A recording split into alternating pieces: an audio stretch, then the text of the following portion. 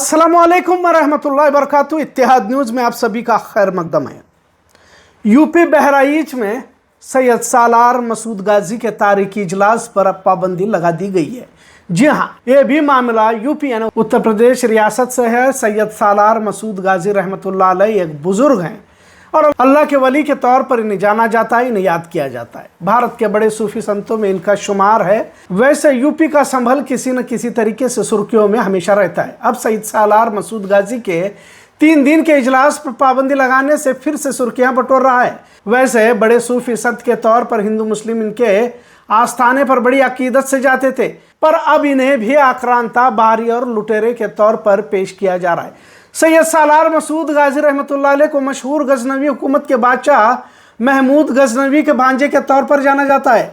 सैयद सालार मसूद गाजी को गाजी बाबा भी कहा जाता है और सैकड़ों साल गुजरे संभल के बहराइच में नेज़ा मेला के तौर पर इसे मनाया जाता है। लेकिन अब सैयद सालार मसूद बाहरी और आक्रांता लुटेरा बन गया है।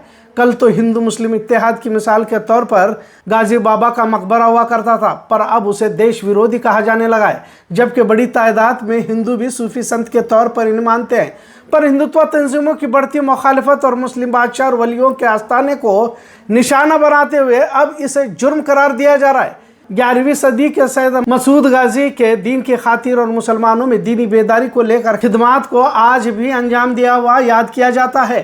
बरसों से चली आ रही यह रिवायत को अब बंद कर दिया गया है। अब इस जगह पर बड़ी तादाद में पुलिस इंतजाम रखे गए हैं।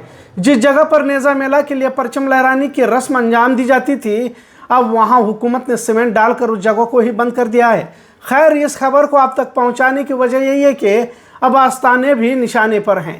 ये इसलिए भी बताना ज़रूरी है क्योंकि कुछ अपने आप को सज्जादा नशीन समझते हैं। उन्हें इस बात को समझाने की ज़रूरत है कि यह हुकूमत आपसी तफरके को बढ़ावा देकर मुसलमानों को आपस में लड़ाना चाहती है।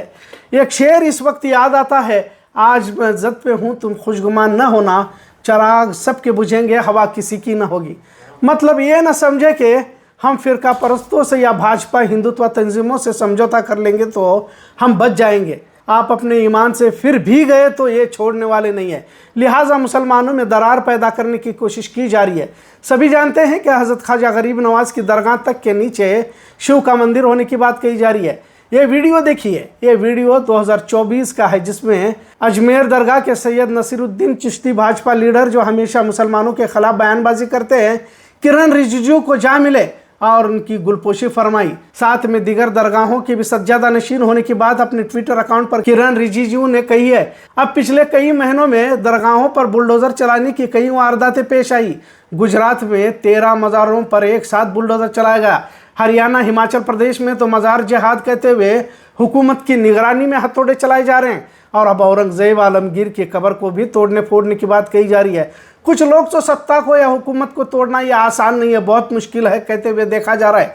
लेकिन मैं तो कहता हूं कि कोई मुश्किल नहीं है। जब इन्हें लगता है कि किसी मज़ार को या किसी इबादतगाह को तोड़ने से अक्सरियत समाज खुश हो सकता है और सियासी मुफाद हासिल हो सकता है, तो इन्हें कोई कानून, कोई अदालत रोक नहीं सकता और उसे तोड़ दिया जाता है, जैसे बाबरी मस्जिद को तोड़ा गया। लिहाजा आज के मौजू के पीछे का मकसद यही है कि अगर तफरका फैलाकर मुसलमानों में दरार डालने की कोशिश की जा रही है तो इस साजिश को समझे और दरगाह कमेटियां अलग और मस्जिद कमेटियां अलग इस तरह ना करें। क्योंकि पिछले कुछ अरसे से ये भी देखने को मिला है कि कुछ सज्जादा नशीनों ने औकाफ के बिल की हिमायत की है और हुकूमत के हक में अपनी हिमायत दर्ज की है। लिहाजा कुछ दुनियाई मुफाद की खातिर बातिल ताकतों का साथ देने की बजाय मुखालफत कर अल्लाह उसके रसूल की नज़र में महबूब बनने की कोशिश करे। क्योंकि एक बार फिर से मुसलमानों में तफरका और पहले से ही बंटे हुए मुस्लिम माशरे को और भी टुकड़ों में बांटने की कोशिश की जा रही है। कुछ लोग उत्तर भारत की बात दक्षिण भारत में क्यों करते हुए इस तरह की भी बात कहते हुए देखा जा रहा है। लेकिन हालात बदलते हैं तो चारों सिमत इसका असर देखने को मिलता है। क्या कर्नाटक में फ़िरका परस्तों की सरगर्मियाँ नहीं है? और अगर कांग्रेस की हुकूमत के भरोसे बैठे हैं तो ये भी गलत होगा, क्योंकि कब कांग्रेस के लीडर भाजपा का रास्ता या दामन थाम लेंगे कह नहीं सकते। लिहाजा अपने ईमान, अपने दीन के साथ मुल्क के संविधान की बात कही जाए। वैसे तो बार बार देशभक्ति को पेश करने की आपको ज़रूरत नहीं है। आज भी मुसलमानों से बढ़कर देशभक्त इस सरजमीन हिंद में कोई नहीं है। इससे पहले भी हमने वीडियो के जरिए पाकिस्तान को खुफिया जानकारी देने वाले जितने भी पकड़े गए तकरीबन गैर मुस्लिम है। अभी हाल ही में रविंद्र कुमार को पाकिस्तानी खुफिया एजेंसी ISI को जानकारी देते हुए पकड़ा गया। यह अलग बात है कि अगर कोई हिंदू रहता है तो उसे हनी ट्रैप कहकर मामले को हल्का कर दिया जाता है। अब कौन देशभक्त है कौन देशद्रोही बताने की जरूरत नहीं है। खैर, नेज़ा मेला पर पाबंदी लगाने से नाराजगी जरूर देखी जा रही है, पर खामोशी भी है। अपने आप को सुन्नी कहलाने वाले भी चिड़ी चुप बैठे हुए हैं। दरगाहों पर बड़े बड़े मेले ठेले कव्वालियों के इजलास लगाकर लाखों रुपये कमाने वाले अब आस्थानों पर बात आती है तो खामोशी इख्तियार करते हैं और किसी तरह भाजपा संघ से नज़दीकियाँ हासिल कर अपने बचाव की कोशिश में कुछ सज्जादा नशीनों को देखा जा रहा है। उसी तरह लाखों के इज्तिमा तो होते हैं, पर बुलडोजर चलाने लगते हैं तो अक्सर लोग घरों में बैठ जाते हैं। लिहाजा तफरके की बजाय इत्तेहाद का दामन थामना इस वक्त की अहम ज़रूरत है और यह किसी को भी बख्शा नहीं जाएगा। अपने ज़मीर अपने ईमान का सौदा करने वालों का भी नंबर आएगा। हाथ तो कुछ नहीं आएगा, लेकिन दुनिया और आखिरत दोनों में ही नामुराद हो जाओगे। अब फैसला हम सभी के हाथ में है कि साजिशों को समझे और हालात को लेकर संजीदा हो जाए। आज का मौजू कैसा लगा इस पर ज़रूर कमेंट करें। इत्तेहाद न्यूज़ देखने के लिए शुक्रिया। अल्लाह हाफिज़।